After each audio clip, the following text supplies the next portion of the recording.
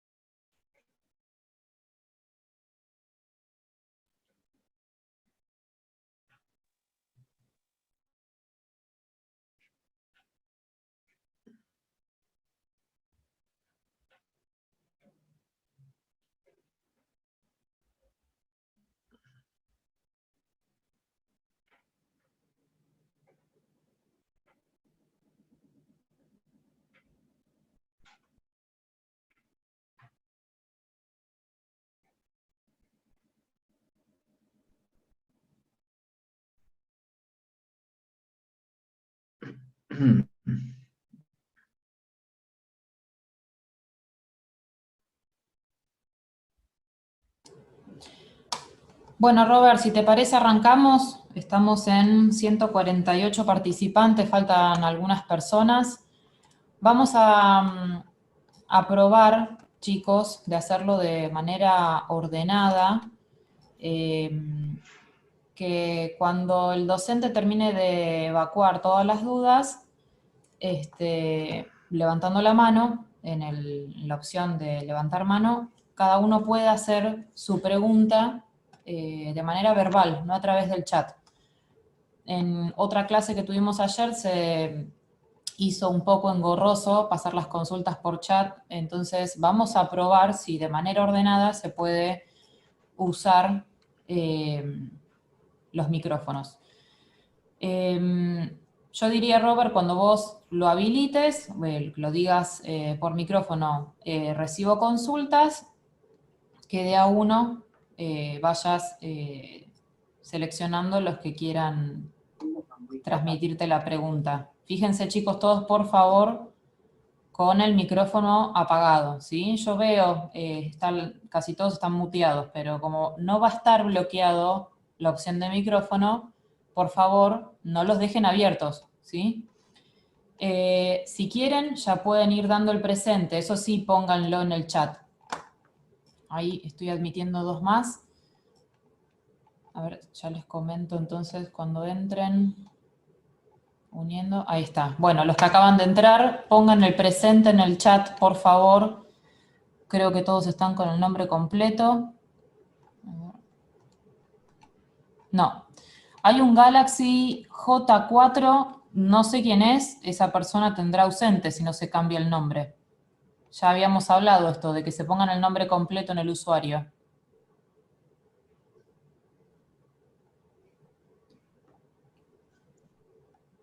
Así es como tienen que dar el presente, Laura, escribiendo presente en el chat. Claro, Entonces, que pongan presente en el bien, chat perfecto. y yo después tengo la opción de descargar el chat completo y Bien. pasar las asistencias. Bien, perfecto. Bueno. Bueno, te dejo la clase, Robert. Cualquier cosa me avisas. Bueno, dale, cualquier cosa te voy avisando. Bueno, chicos, buenas tardes primero que nada. Les recuerdo, ahora van a estar conmigo hasta las 4 de la tarde y desde las 4 hasta las 5 van a estar con Diana, que es la docente que dio la primera clase que subimos, que ya está en el campus, y que dejaron algunas dudas en el campus, en el apartado de consultas al docente, para que ella conteste ahora de 4 a 5 y bueno, también le pueden hacer las preguntas que a ustedes les parezca. Robert, Otras te hago cosas una pregunta. que... ¿Vos pudiste Sí. descargar del campus las preguntas en la parte de encuesta? Si no, ahora te lo paso. Ah, no, si podés pasármelo, porque lo que vi fue consulta al docente. Ah, ok, ese no lo vi. Yo les había mandado un mensaje hoy a la mañana a los chicos para que te lo pongan en la encuesta que está sobre clase 1 y 2. Ahora, si te A parece, te ver, paso un print de pantalla al WhatsApp. dale. Bien, perfecto, acá lo acabo de ver.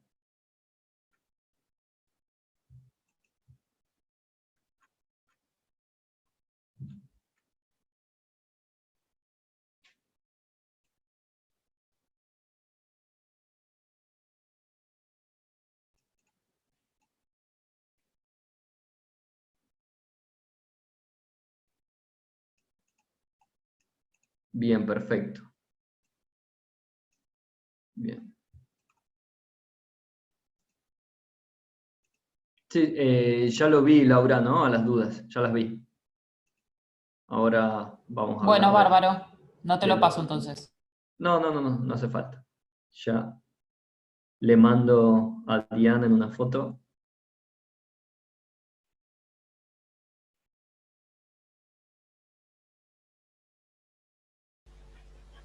Bueno, bueno chicos, ahora lo que voy a hacer es compartir la pantalla un poquito y como primero que nada también quería contestar algunas dudas que habían puesto en aviso al docente también. Una fue referente al cronograma. Eh, el cronograma ya está desde el primer momento, solo que no se lo subió porque se estuvo organizando el tema de los Zoom, los encuentros por Zoom con los docentes, por eso no lo subí hasta que esté completo. Ya está completo, así que esta tarde, noche, lo van a subir, así lo tienen, por fecha y cada tema. Esta tarde también voy a subir el material correspondiente al Zoom de la semana que viene, también para que tengan en cuenta. Otra cosa que me preguntaron, me volvieron a comentar el tema de la bibliografía y nada, eso es semana a semana. Yo de esta clase que les doy ahora, están, digamos, los materiales, las filminas, y voy a subir también una bibliografía. La cuestión es que antes estaba en libro y estoy viendo la forma de pasar la PDF, porque no se lo consigue por internet. Pero bueno, quédense tranquilos que se va a subir al campus, pero tienen que tener presente que cada cosa que se sube al campus es eh, algo que se puede evaluar, es bibliografía sobre la que se puede evaluar algo. Entonces, préstenle mucha atención a cada cosa que se sube al campus, ¿no? Ténganla muy en cuenta. Bueno,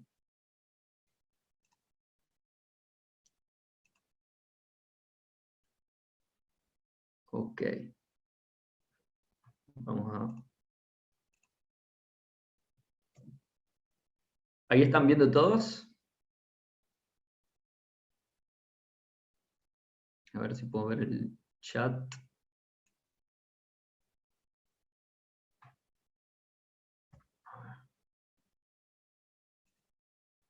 Sí, perfecto. Bueno.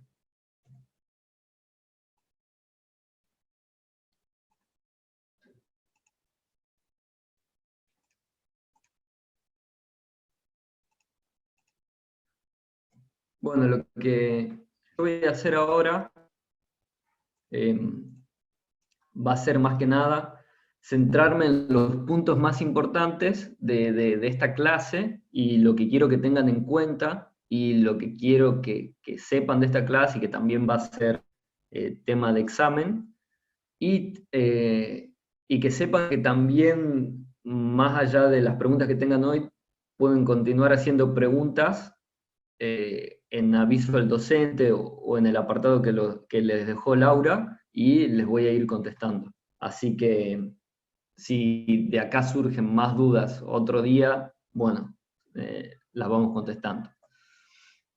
Bueno, ¿qué es la evaluación preanestésica? Es un proceso de valoración clínica. Otra consulta, ¿están viendo el puntero cuando yo lo muevo? Eso quiero que me contesten por el chat. ¿Ven el puntero? Sí, bueno, perfecto. Sí, se lo ve. Perfecto. Listo. Es un proceso de evaluación clínica. para tener en cuenta el estado del paciente que se va a operar prequirúrgico y para tener en cuenta cómo va a ser la cirugía y qué medidas hay que tomar en el postoperatorio. Entonces, la evaluación preanestésica es una evaluación clínica, quirúrgica del paciente. ¿Por qué es importante que ustedes sepan esto? Porque también en su trabajo están involucrados en cómo va a ser la anestesia según esta evaluación que tengamos del paciente, ¿no? Y desde el momento previo a operarse ya tenemos que saber muchas cosas del paciente. ¿Cuál es el fin? Reducir la morbimortalidad quirúrgica del paciente. Bien, por ejemplo, ¿cuáles son los objetivos de esta evaluación preanestésica?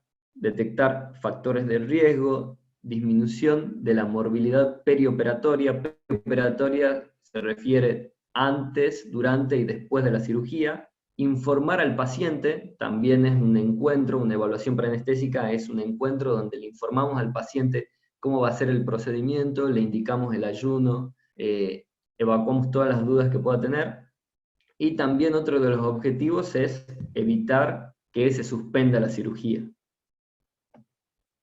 Bien, con respecto a la evaluación preanestésica, hay un score muy conocido que se llama score de ASA, que nos habla del riesgo de morbimortalidad que tiene un paciente a la hora de entrar a quirófano. Este score viene de la Sociedad Norteamericana de Anestesia y lo clasifica al paciente en distintos tipos de ASA, que va del ASA 1 al ASA 6. Este cuadrito, que, bueno, esta filmina está en inglés, está muy buena, la verdad, o sea, me parece que es la más completa que encontré respecto a este tema, pero lamentablemente está en inglés. Yo lo que voy a hacer va a ser traducirles este cuadro y se los voy a subir también como material de esta clase. Bueno, los pacientes se clasifican en pacientes ASA 1 a ASA 6, que acá no está, pero tenemos que tener en cuenta que un paciente ASA 1 es un paciente sano, un paciente ASA 2 es un paciente con una enfermedad sistémica leve, después un paciente con un ASA 3 es un paciente que tiene una enfermedad sistémica, pero que está descompensado, y ya los pacientes que son ASA 4 o ASA 5 tienen una enfermedad sistémica mucho más grave y que compromete la vida, sobre todo el ASA 5, que lo definen así como paciente moribundo, quien difícilmente podrá sobrevivir más de 24 horas con o sin tratamiento quirúrgico. Es un paciente, la verdad, bastante complicado. Bien, siempre tenemos la duda, o siempre se solapa el tema de si es un paciente que es ASA 2 o ASA 3, y tenemos algunos criterios como para distinguirlo.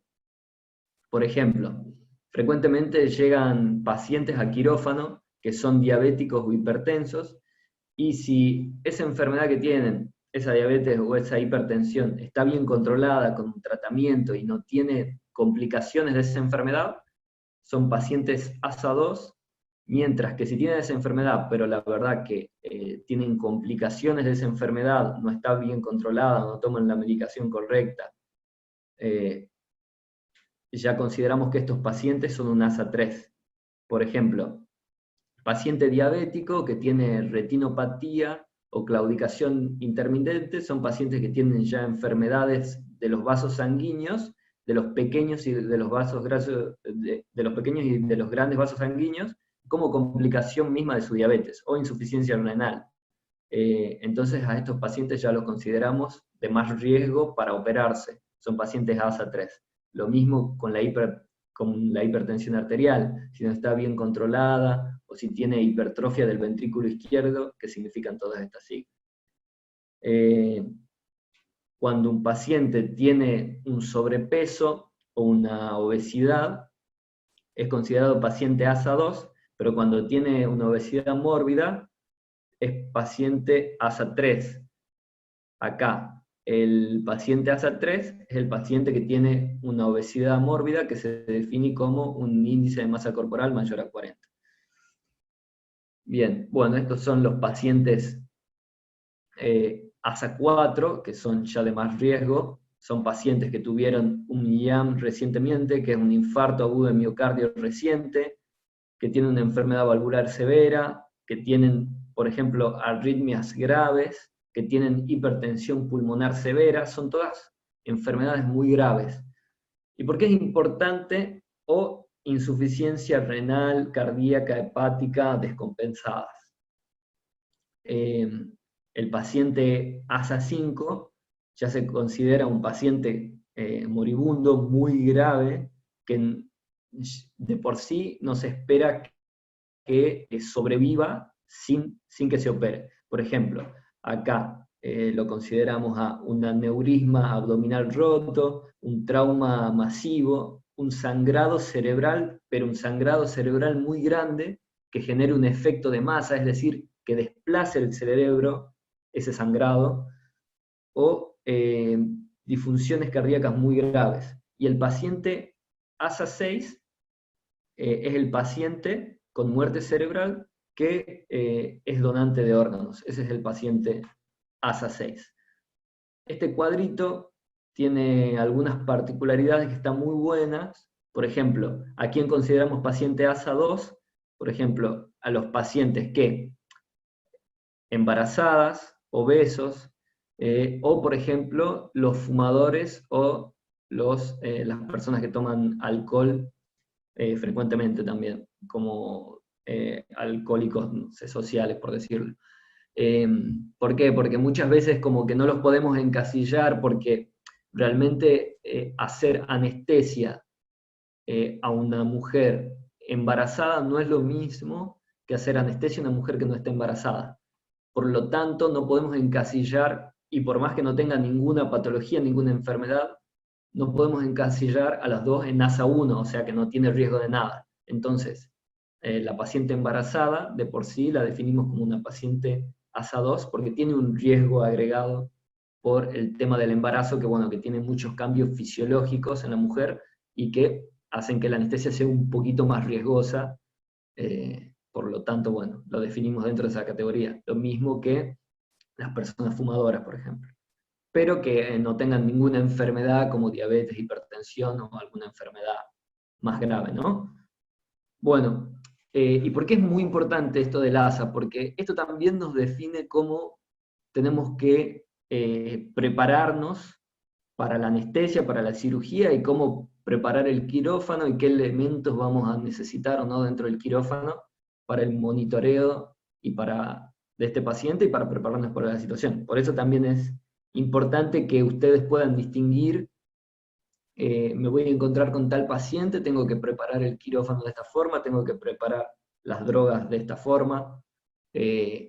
No es un paciente ASA 1, por decirlo, no es un paciente totalmente normal, sin riesgo, entonces tengo que agregar otras cosas en mi quirófano para evitar posibles complicaciones, ¿no? Bueno, después otra forma de evaluación que usan, por ejemplo, muchas veces los cardiólogos para evaluarlos, y que nos informan, es un paciente que tiene un riesgo operatorio bajo, o de grado 1, medio, grado 2, alto, grado 3, o de gran riesgo, grado 4. Y lo que toma en cuenta esta clasificación, a diferencia de la clasificación de ASA, de la Sociedad Americana de Anestesia, acá se fija en el grado de pérdida sanguínea, menor a 200 mililitros, mayor a 200, menor a 1000 y mayor a 1000. Y si se pueden fijar en esta columna, hace referencia a cada procedimiento que implicaría más o menos ese sangrado. Esta clasificación es más imprecisa, pero bueno, es otra clasificación que existe y muchas veces no lo usamos tanto los anestesiólogos, pero otros servicios de los hospitales sí las usan y te pueden decir, va a entrar un paciente que tiene un gran riesgo de sangrado, pero por ahí no se corresponde en realidad con la gravedad que puede tener, o podés entrar por un procedimiento que supuestamente no sangra mucho y al final tener una pérdida de sangre importante. Por eso nos guiamos más por la clasificación de ASA. Bien. Otra cosa a tener en cuenta es que dentro de la evaluación preoperatoria tenemos que realizar exámenes antes de que el paciente entre a quirófano, exámenes de laboratorio, que en general tiene un criterio según la edad, ¿no? Miren, si es un paciente que no tiene riesgo ASA 1 y es menor de 40 años, algunos estudios, por ejemplo, hay una serie de estudios que se llama Task Force, se encargan de fijarse qué estudios tienen evidencias científicas de que sirva o no para tal edad, y, por ejemplo, un paciente que tiene menos de 40 años y está por operarse, según algunas investigaciones, no haría falta hacerle estudios, porque ya con un buen interrogatorio, o sea, preguntándole cosas al paciente y haciéndole un buen examen físico, ya tendríamos todos los datos necesarios para pasar a quirófano, por ejemplo. Eso es, digamos, la teoría, pero la verdad que en la práctica generalmente se hacen muchos estudios a los pacientes antes de entrar a quirófano, o por lo menos una serie de estudios que a los anestesiólogos nos parecen importantes, a los clínicos y al cirujano también. Por ejemplo, si nos fijamos en este cuadro, dicen que en los pacientes menos de 40 años y que van a ser sometidos a una cirugía grado 1 o 2, que son esta serie de cirugías, y con esa pérdida sanguínea no haría falta estudios o solamente hacer un electrocardiograma, y si tiene más de 65 años, hacer un electrocardiograma y agregar otros laboratorios como glucemia y urea y creatinina. Y si es una cirugía grado 3 o 4, que es la que veíamos hace un rato de alto riesgo o de muy alto riesgo, podríamos agregar otros estudios como hemograma o coagulación. La verdad que en la práctica y hospitalaria, antes de pasar al quirófano, al paciente a todos los pacientes se hace un electrocardiograma, se hace un hemograma, un estudio de la coagulación, que es el coagulograma, y se hace unos gases arteriales y urea y creatinina, glucemia, etc. O sea, profe, disculpe que le interrumpa, hay unos compañeros en el grupo que quieren entrar, necesitan que lo admita. Ya están todos admitidos, chicos. Gracias.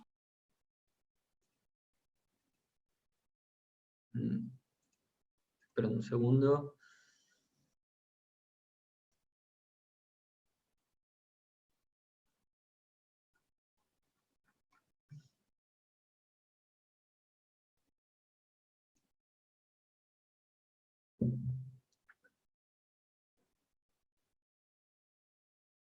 Bien, bueno, continuamos.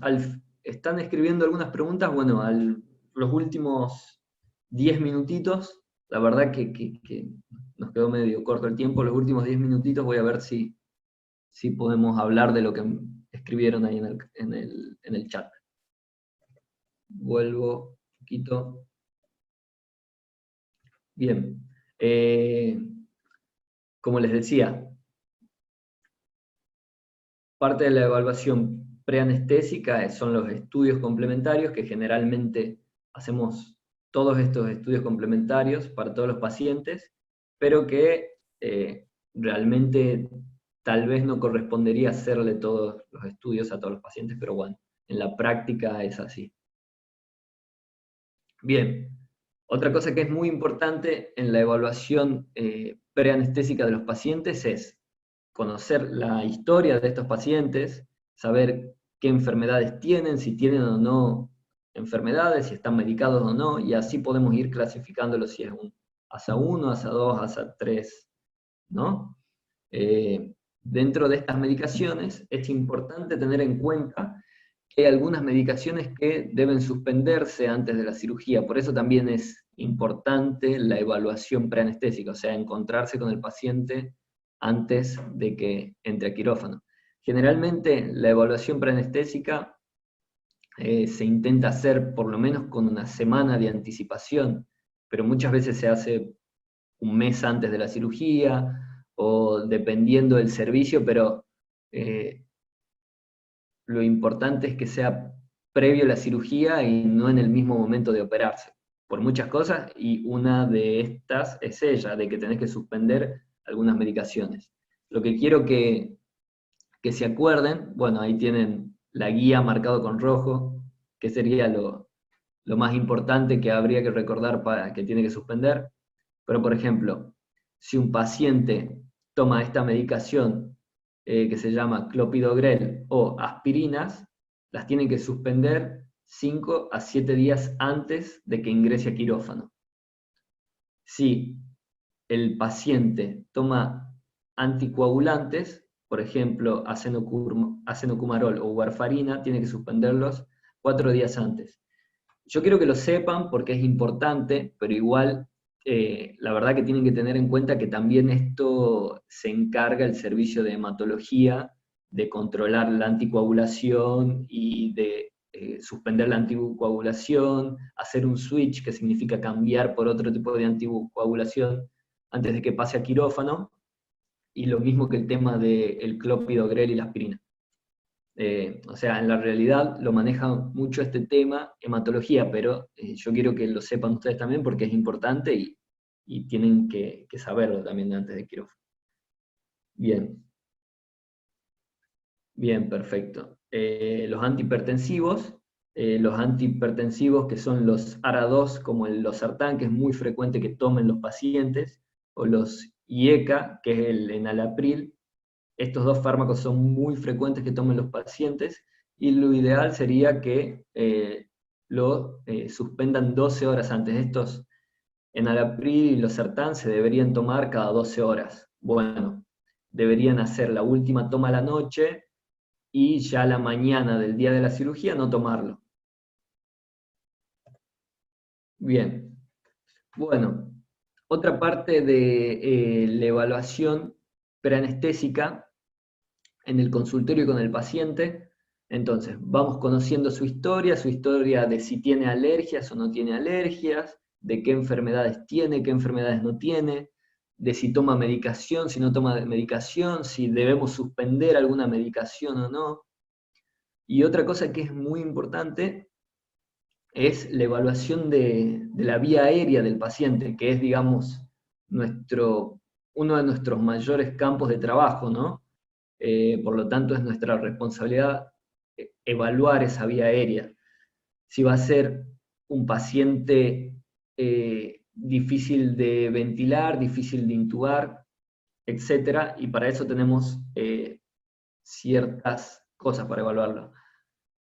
Entonces, ¿qué hacemos con esta evaluación? Intentar predecir, porque lo que se busca es intentar predecir. No siempre 100% va a ser efectivo, pero bueno, buscamos por ahí.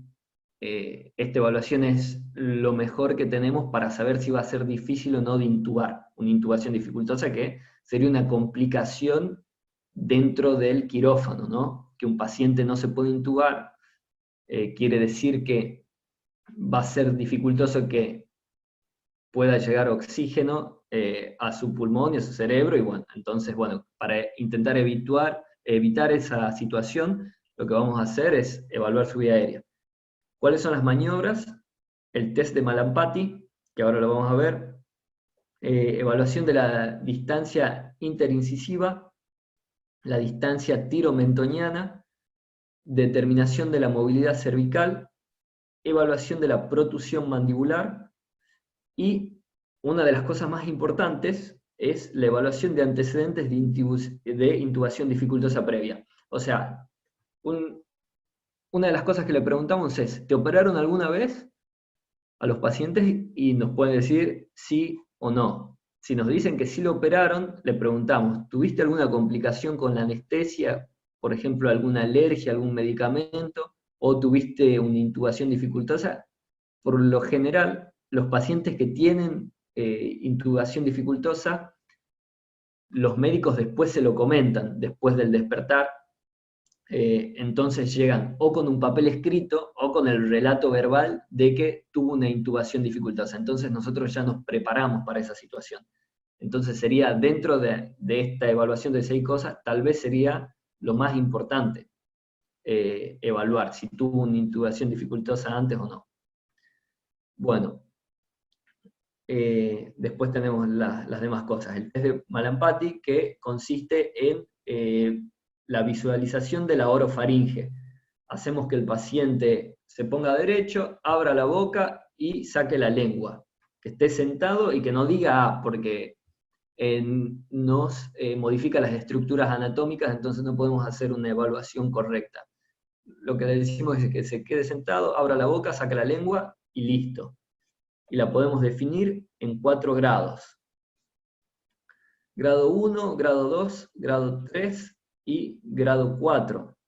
Acá, como pueden ver, se ven todas las estructuras. Esta es la úvula y los pilares palatinos. Acá ya no se ven, en el grado 2 ya no se ven los pilares, solo la úvula. Acá ya no se ve completamente la úvula, se ve solamente el paladar blando, que es una estructura acá, esta estructura de acá de color rosita. Y en el grado 4 no se ve nada de esto, no se ven ni la úvula, ni el paladar blando, solo se ve el paladar duro, que es el paladar óseo, que si lo ven, la coloración es hasta distinta, es un poquito más clara la coloración, o sea, solamente se ve el paladar duro en el grado 4.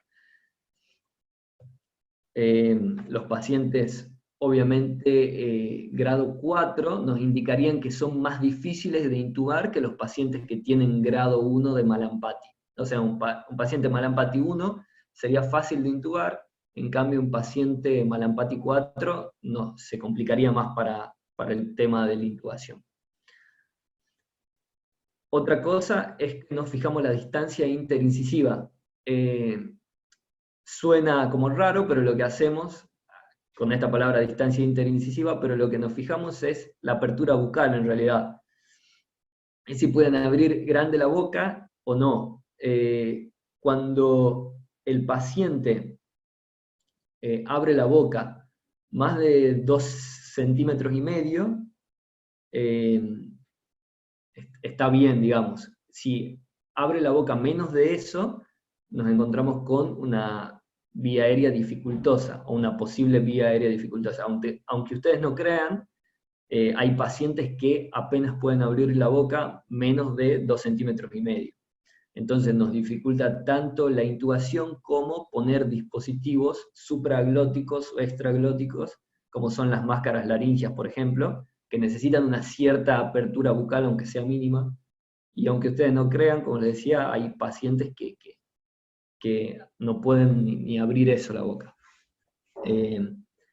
Distancia tiromentoniana significa la distancia que hay entre la tiroides y el mentón.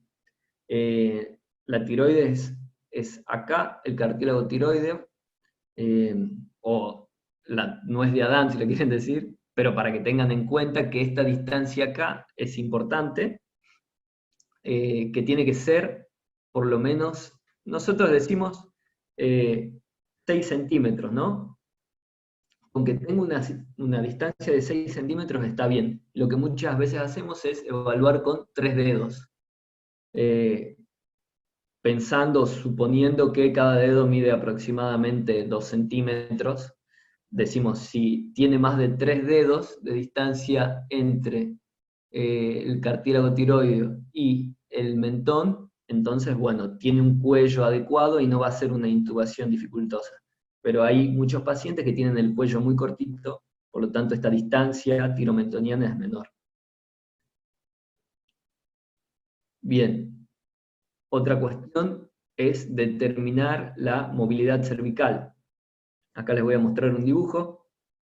Cuando el paciente puede mover el cuello más de 35 grados, se considera que no sería dificultoso. Pero hay muchos pacientes que tienen ciertas patologías que no pueden mover para nada el cuello, y eso también nos dificulta mucho la maniobra de intubación. Bueno, Otra evaluación es, por ejemplo, la protrusión mandibular voluntaria máxima, que también la clasificamos en 3 grados según el adelantamiento de la mandíbula inferior. Lo que hacemos es decirle al paciente que lleve los dientes de atrás hacia adelante, que haga esto. Si puede hacer esto, llevar los dientes de atrás para adelante, es que no tendría dificultad para la intubación. En cambio, hay pacientes que tienen o la mandíbula como retrasada, digamos, y no pueden llevar la mandíbula inferior por delante de la mandíbula superior, del maxilar superior. Bien, perfecto. Bueno, ¿qué más? ¿Qué más tenemos que hacer en la evaluación preanestésica? Ya dijimos, evaluar, conocer la historia del paciente, disminuir la morbilidad perioperatoria, y otra cosa que es muy importante es informar al paciente. Esto nos da punto de partida a otra cosita que vamos a ver ahora, que uno de los objetivos de informar al paciente es, por un lado, decirle que tiene que hacer ayuno, que significa que no puede comer sólidos 8 horas antes de la cirugía, y líquidos se puede tomar líquidos hasta 2 horas antes de la cirugía, líquidos claros, que es agua. Y otro de los objetivos de informar al paciente es también disminuir la ansiedad preoperatoria que puede tener el paciente. Y eso correspondería a, por ejemplo, una de las medicaciones anestésicas previas sería, que no es un medicamento, pero es informar al paciente cómo va a ser el procedimiento, que él saque todas las dudas que tiene, y de esa manera calmamos un poco la ansiedad del paciente, ¿no?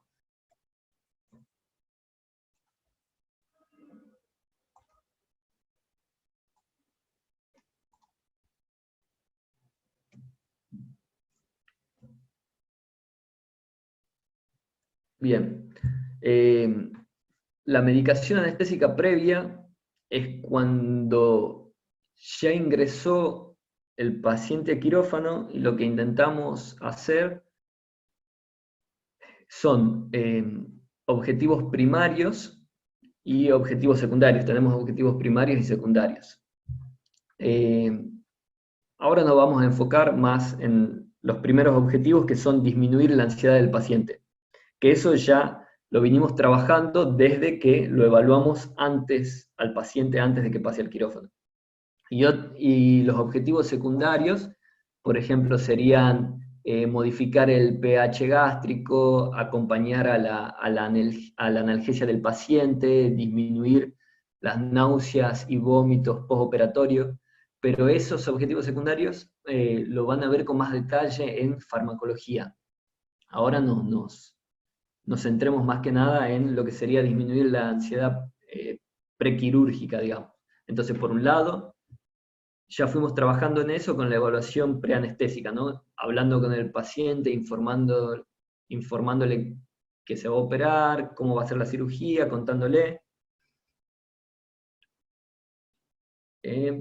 Bueno, esto es lo que decimos, en el proceso de la evaluación preanestésica, lo que intentamos es disminuir la ansiedad, la angustia o el miedo del paciente. Y otra forma que tenemos para intervenir sobre esta situación es con agentes ansiolíticos, ¿no? En este caso,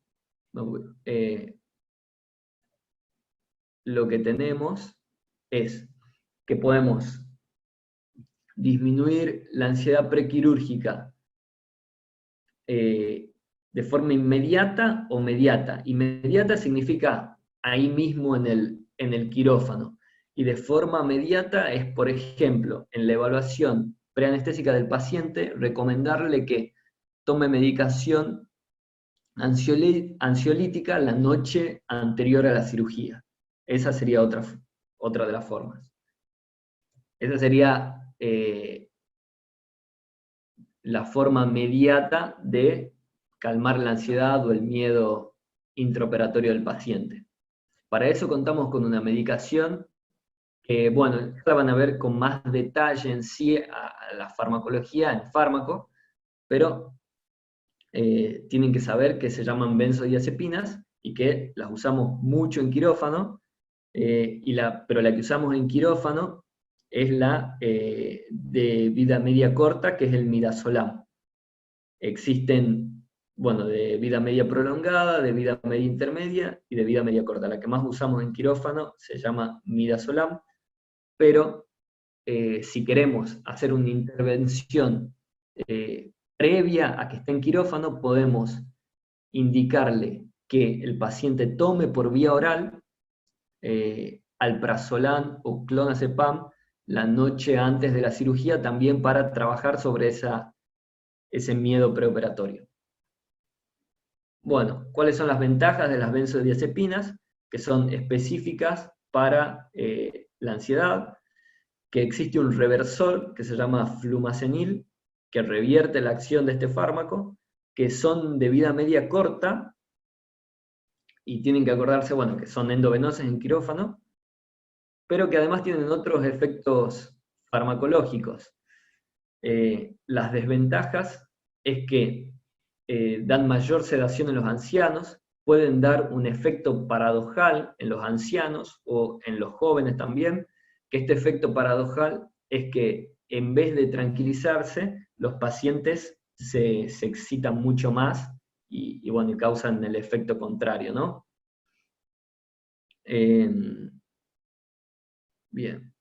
Bueno, las benzodiazepinas tienen varios efectos. Los paso a describir rápido. Tienen efectos ansiolíticos, efectos sedantes, efectos sobre la actividad cognitiva y psicomotora, efectos como relajantes musculares y efecto anticonvulsivante también. Bien, la dosis que usamos en quirófano de midazolam, para que sepan, como esta, la premedicación, 0,04 miligramos kilo en menores de 60 años y 0,03 miligramos kilo en mayores de 60 años. Esa es para que tengan en cuenta la droga que usamos en quirófano y la dosis que se da. Esto no lo tengan en cuenta ahora, lo que es sedación e inducción, porque eso ya corresponde al procedimiento anestésico en sí. Lo que estamos hablando ahora es premedicación. Bueno, y estas son algunas de las opciones para dar al paciente previo, la noche anterior a que vaya a quirófano. Por ejemplo, alprazolam, que puede ser muy conveniente, 0,25 a 0,5 miligramos por vía oral, la noche anterior a la cirugía. Bien, bueno, acá esta filmina habla un poco de lo que es la farmacología del midazolam, que es una benzodiazepina, acuérdense, muy importante. Pero bueno, estúdienla, pero lo que les quiero decir es que esta medicación la vamos a ver con mucho más detalle en farmacología. Quiero que sepan que forma parte de la medicación anestésica previa a la cirugía, pero en sí la farmacología de esta droga la vamos a ver con detalle en fármaco. Y bueno, y lo que les decía es que existen otras drogas dentro de las drogas anestésicas previas que tienen otras funciones, por ejemplo, antiácidos, antihistamínicos, corticoides, antieméticos, que todos influyen a cómo va a ser el postoperatorio del paciente y tienen su función. Pero bueno, acá simplemente lo que vamos a hacer es nombrarlas, y todas estas medicaciones las vamos a ver en detalle farmacológico ya dentro de la materia farmacología. Y otra cosa que es muy importante también es la profilaxis antibiótica preoperatoria, que son realizarle la profilaxis por lo menos 30 minutos antes de la incisión quirúrgica, que existen distintos antibióticos, pero como les dije, esto lo vamos a ver un poquito más al final de la cursada en seguridad, en anestesia, y lo van a ver con más detalle, ya con dosis, y qué tipo de fármacos para cada cirugía lo van a ver en farmacología. Por ahora lo que quiero que sepan es que existen distintos grupos de fármacos y que sepan los nombres de cada uno y qué función cumplen. Pero la farmacología en sí la vamos a ver con más detalle en fármaco, ¿no? Bueno, chicos, veo que faltan 5 minutos para las 4. Voy a leer el chat. A ver.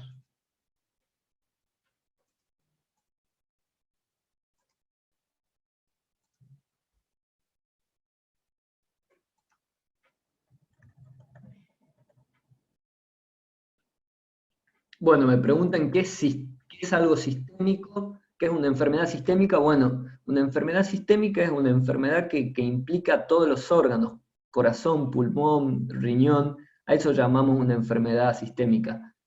Cerebro, enfermedades como diabetes, hipertensión, lupus, bueno, un montón de enfermedades se las llama enfermedades sistémicas porque pueden hacer daño a cualquier órgano dentro del cuerpo. Pueden hacer daño a los vasos sanguíneos, al corazón, a los riñones, al cerebro. Eso significa sistémico. Me preguntan, ASA 6, donación de órganos, sí, es el paciente que se le diagnosticó muerte cerebral por un electroencefalograma y es el paciente que es candidato a donar sus órganos, ¿no? Me preguntan si no tengo el cuadro que está en inglés. Lo que voy a hacer es lo que les dije, que lo voy a traducir y lo voy a subir.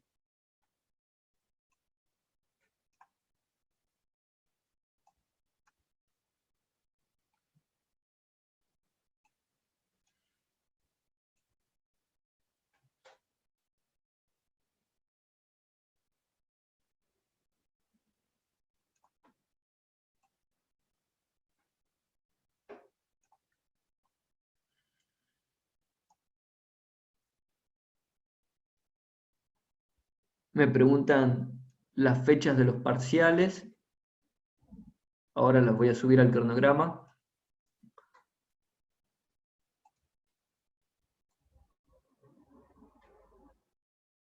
Me preguntan qué pasa con las emergencias donde no se puede hacer laboratorio previo.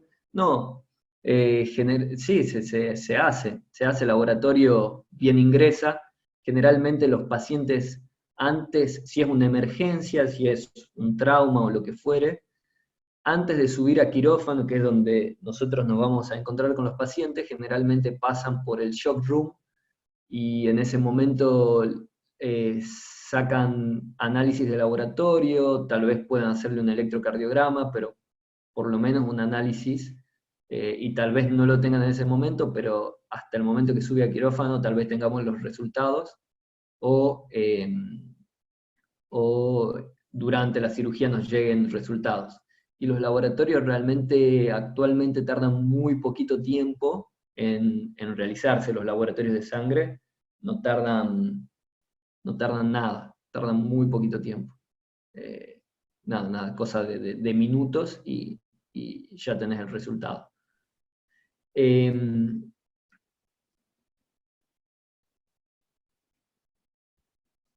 Bien. Me preguntan otra vez en las emergencias, de las urgencias. Me olvidé de aclararles que también lo dice en este cuadro. Es importante saber que, a ver, acá.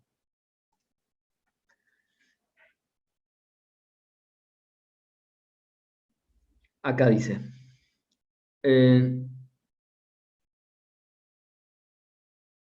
Cuando a toda esta clasificación de ASA, cuando es una emergencia, se le agrega una E. Por ejemplo, 1E, 2E, que significa una cirugía de emergencia.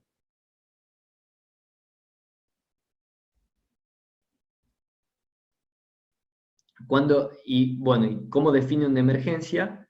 Cuando postergar el tiempo de la cirugía empeora la condición del paciente gravemente. Entonces, cuando el paciente está en una emergencia, se agrega ASA 1, E, por ejemplo, de emergencia. ASA 2, E, ASA 3, E.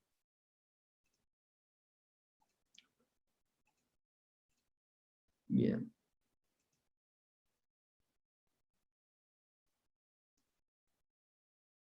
Bien, uno de los chicos pregunta a qué se refiere en la evaluación preanestésica con evitar la suspensión de quirófano. Bueno, ¿por qué también evaluamos esto? Porque, por ejemplo, si yo no evalué el paciente, ¿no?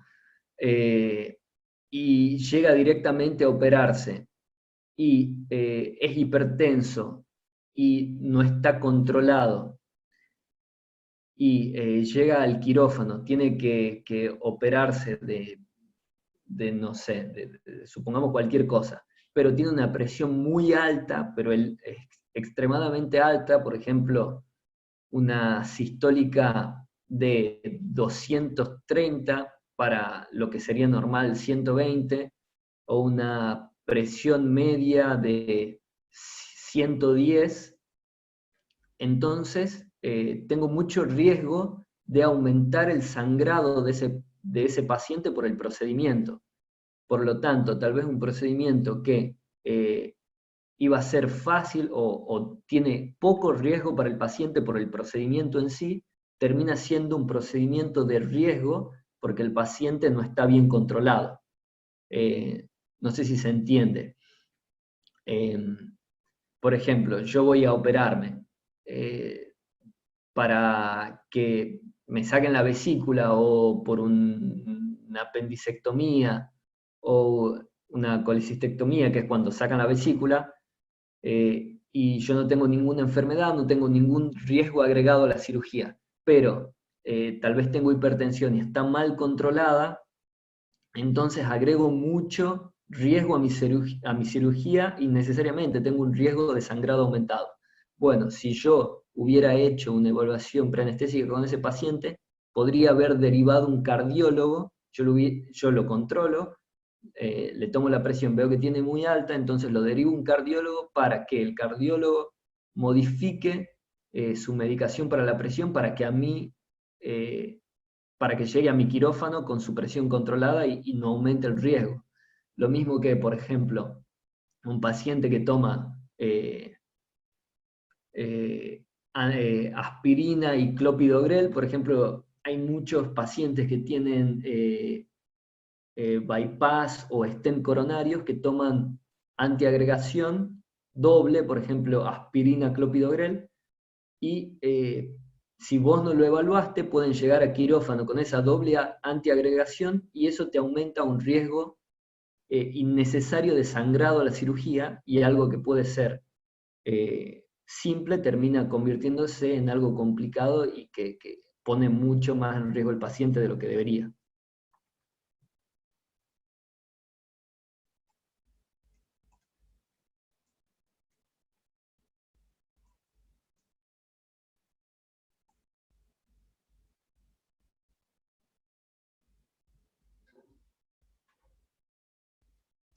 Me preguntan, para medir la distancia tiro-mentoniana, lo que hacemos es que extiende el cuello.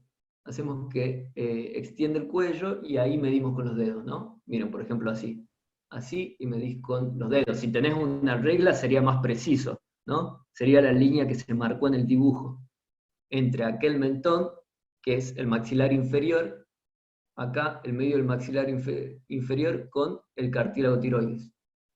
Lo puedes hacer o con los dedos, como les dije hace un rato, o con una regla, pero eso te definiría la distancia tiro-mentoniana. Pero si es con, hacemos extender el cuello al paciente.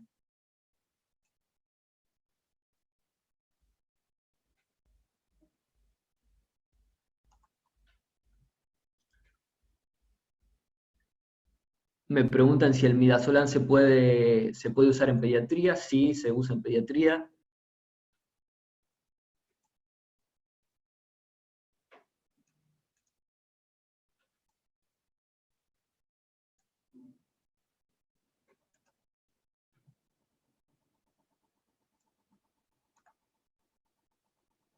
me preguntan con el tema de las alergias. Me parece que ya me estoy quedando sin tiempo.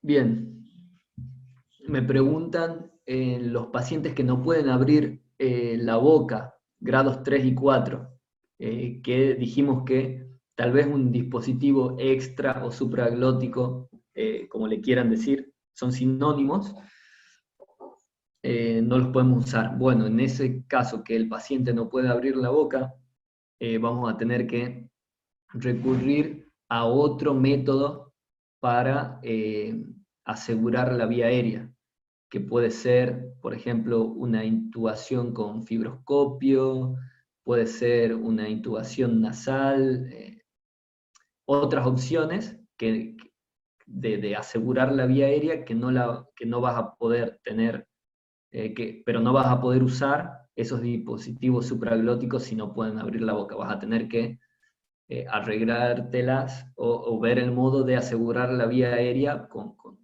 de otra forma, ¿no?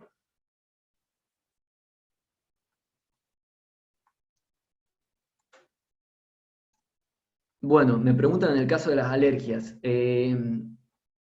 Nosotros no hacemos ningún estudio de laboratorio para saber si es alérgico o no. Lo que hacemos es en realidad preguntarle al paciente si tuvo antecedentes de alergias y si esos antecedentes de alergias fueron antecedentes graves de alergias o no.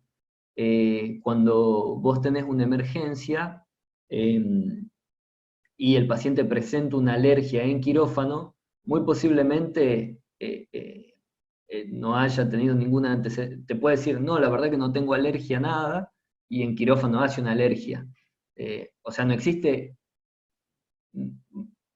algo para estudiar si puede tener una alergia o no, salvo lo que te cuenta el paciente.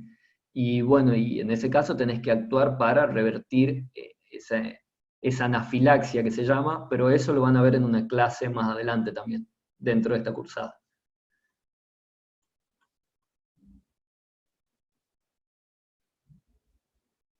Bueno, chicos, hasta ahí leí el chat. Me parece que contesté, creo que todas las preguntas, o por lo menos la gran mayoría de las preguntas, chicos. Como les dije, cualquier cosa pueden volver a consultar el material. Yo les voy a agregar material en esta clase, y nada, y pueden preguntar en el archivo que dejó María Laura, o en consultas al docente también. Pero si escriben en el archivo tal vez sea más organizado. A ver.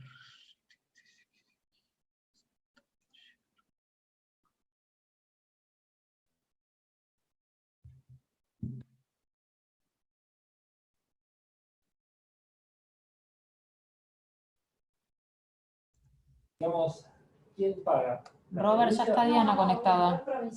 Ya está, bueno, listo. Entonces yo muteo y saco el video y que comience Diana. Hola chicos, buenas tardes. Bueno, la idea es que resolvamos algunas de las dudas que dejaron anotadas en el campus de la clase anterior. Voy a compartirles unas imágenes sobre el funcionamiento de los respiradores, que fue uno de los temas que más dudas generó. Bueno, esta fue la diapositiva que les había puesto en la presentación sobre la clasificación de los respiradores, que básicamente tenemos tres: las concertinas, el de pistón y el de reflector de volumen. Esto también se los había puesto, pero voy a hacer un poco más de énfasis en la explicación acá de las concertinas. Tenemos ambas. Acá la concertina ascendente y la descendente. El funcionamiento es muy similar. Tenemos acá, importante diferenciar que hay un lugar donde se aloja la concertina. Y tenemos dos tipos de circuitos por donde hay gases en este sistema. Tenemos el primero, que es el gas que va a mover el respirador, que está dibujado o coloreado en amarillo, ¿sí? Siempre va a estar por la parte externa de la concertina, pero dentro del lugar donde se encuentra alojada. Que acá en las imágenes lo podemos ver. Acá tenemos la concertina y afuera, o digamos el espacio que está sin nada, sería donde va a entrar este gas que va a hacer mover el respirador, como les voy a explicar en un momento. Igual se ve acá en la concertina descendente, tenemos la concertina y por fuera tenemos el espacio donde va a entrar el gas de movimiento del respirador. Entonces, los dos sistemas que tendríamos serían el amarillo, que es el que les acabo de explicar, donde entra el gas que va a mover la concertina, y el que está dibujado en verde es el gas del circuito respiratorio.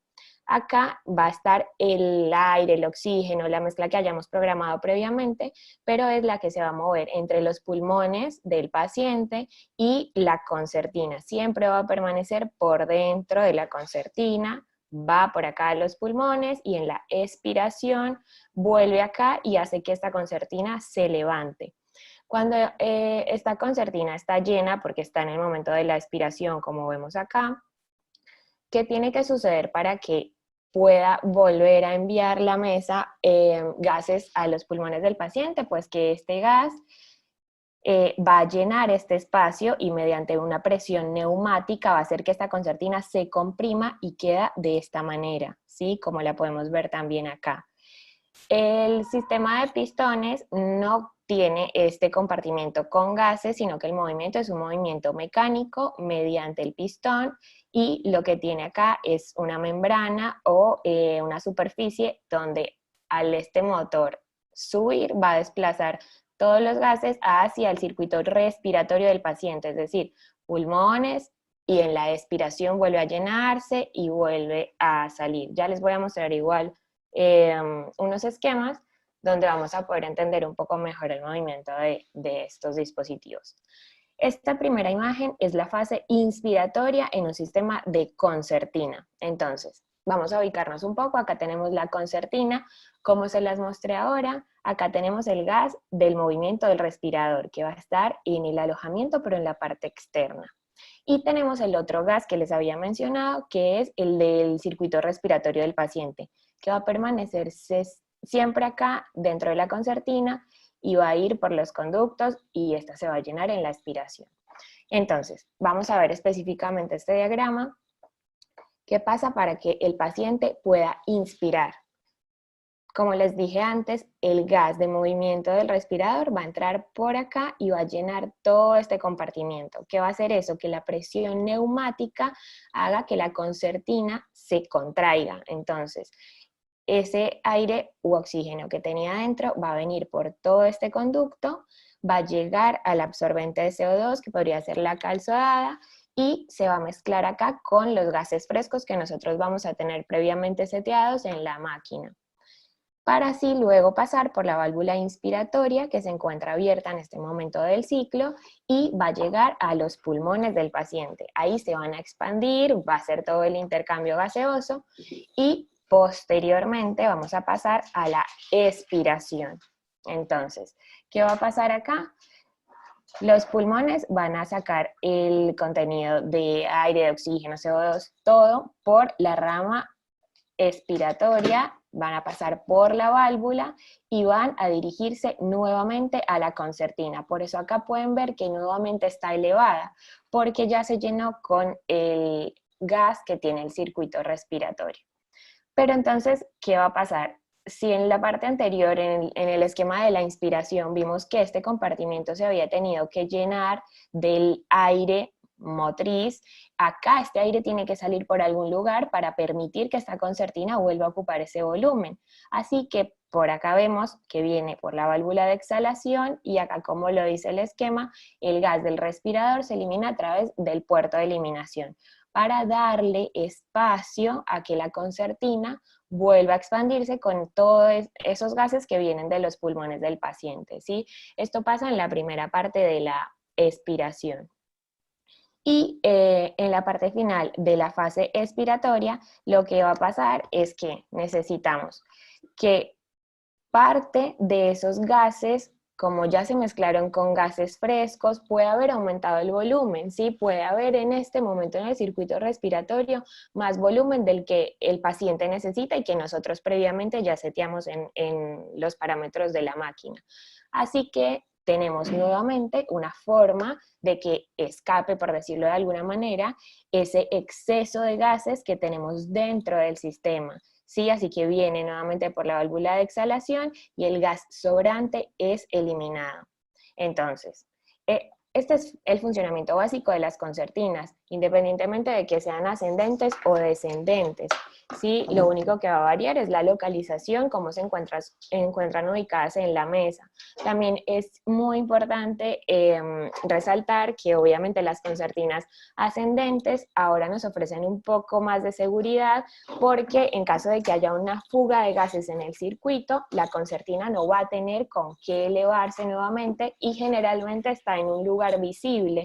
Así que nosotros vamos a ver, en caso de que haya alguna fuga, que la concertina no se está elevando adecuadamente y podríamos identificarlo a tiempo y actuar en consecuencia para no tener problemas con la ventilación del paciente.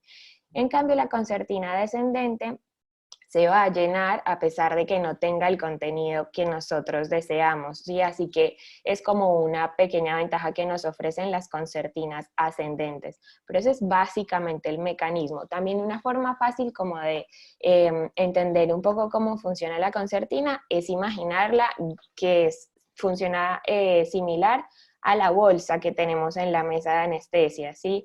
O sea, si comprimimos externamente la concertina con el gas que hay acá alrededor, pues el gas que está adentro va a ir a los pulmones del paciente. Y luego en la expiración, que es un movimiento pasivo, ese aire o oxígeno va a venir nuevamente y va a rellenarme de nuevo la concertina.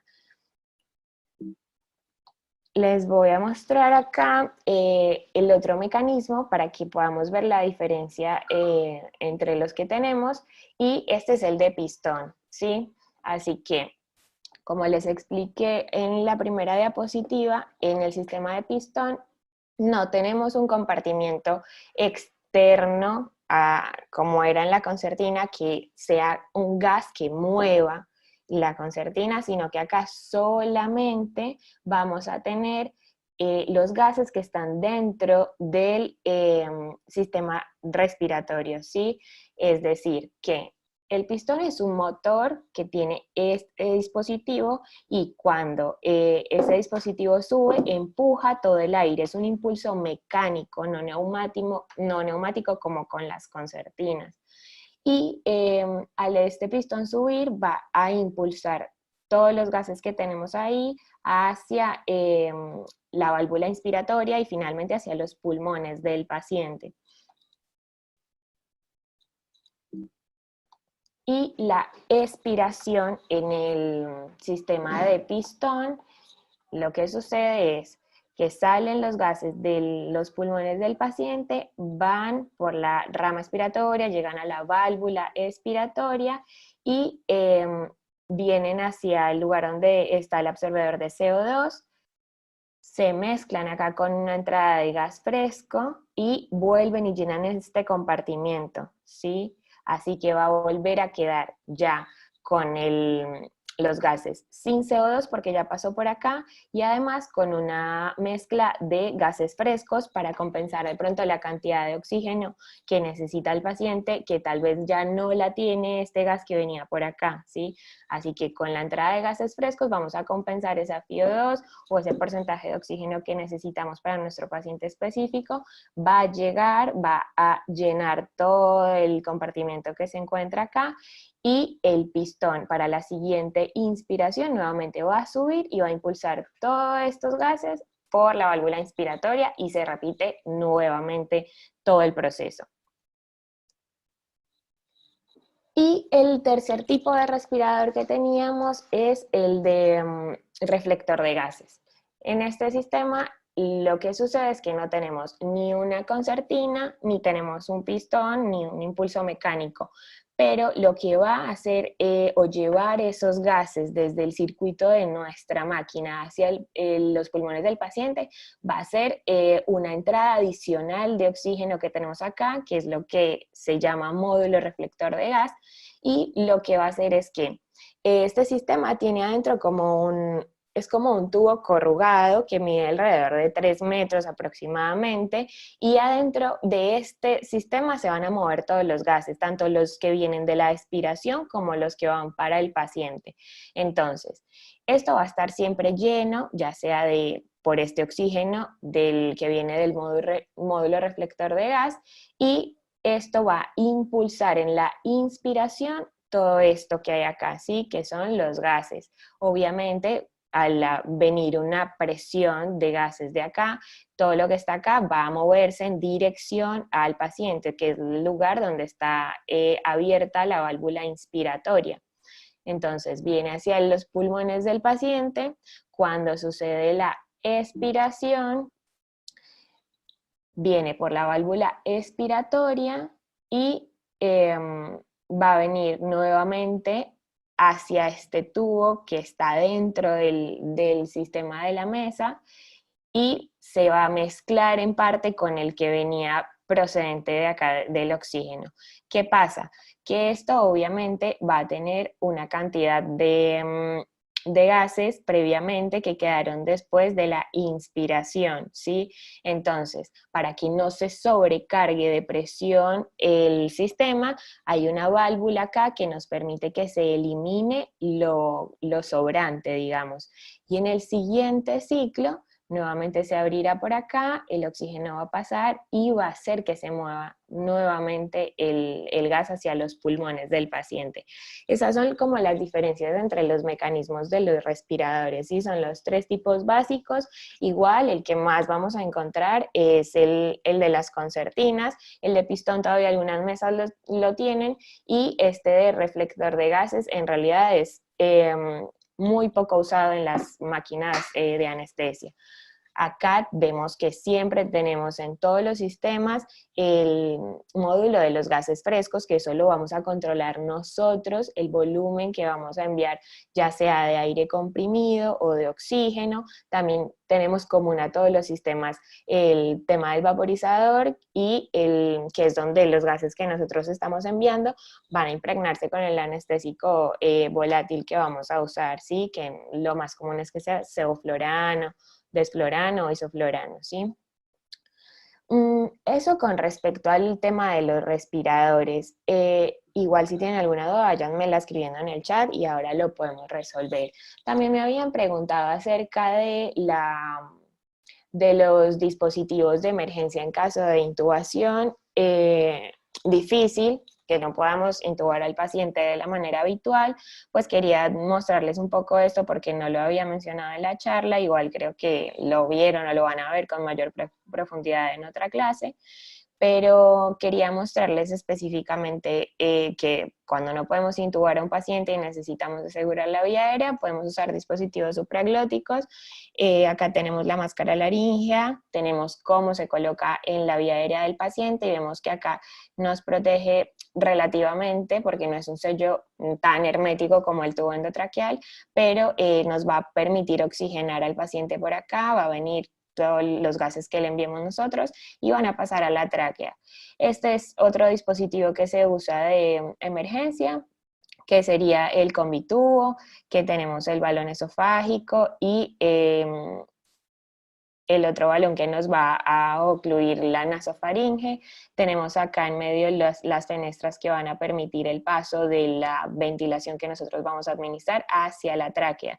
Y en caso de que el combitubo quede colocado en la tráquea, que es lo poco habitual, digamos, por la forma que tiene, podríamos ventilar como con un tubo endotraqueal normal. O sea, nos va a servir tanto si hacemos una intubación esofágica, como en este caso, o si logramos introducirlo a la tráquea. Igual, son medidas de emergencia.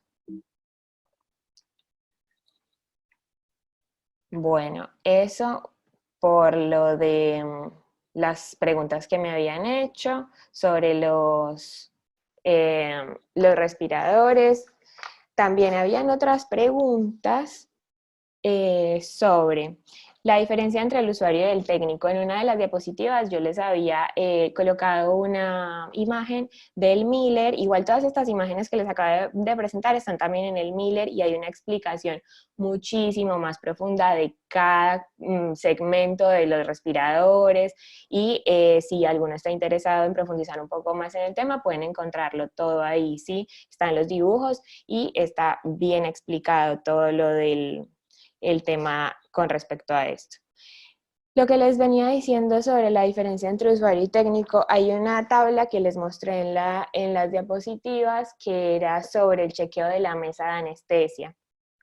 Este es una orientación, como bien dice ahí, es simplemente para una guía, una forma de orientarnos para que cada institución, en cada quirófano se puede hacer una lista de chequeo diferente y de acuerdo a la mesa que tengamos, de acuerdo a los procedimientos que realicemos, pero esta es una guía básica.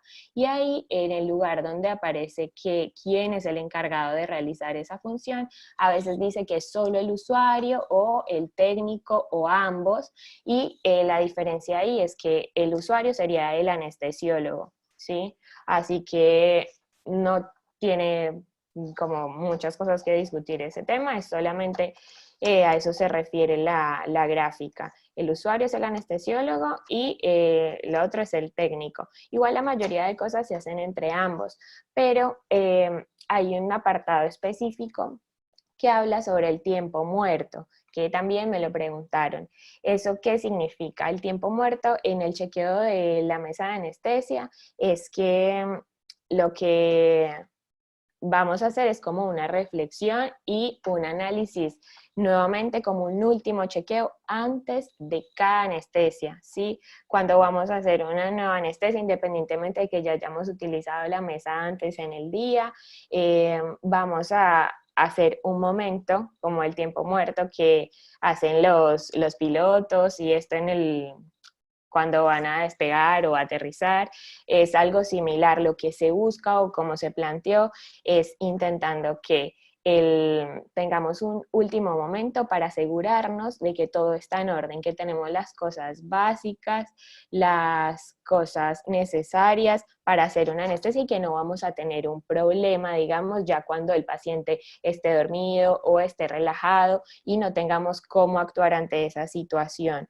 Así que es un último chequeo, el último momento que tenemos para verificar que está todo bien y que podemos dar paso a la siguiente anestesia. Eso lo que busca evitar son errores que suceden a veces por estar apurados, porque pensamos que ya chequeamos la mesa a la mañana y que debería estar bien, pero bueno, podemos evitarnos muchas complicaciones si hacemos caso del orden que nos proponen para evitar esos problemas que pueden suceder, ¿sí?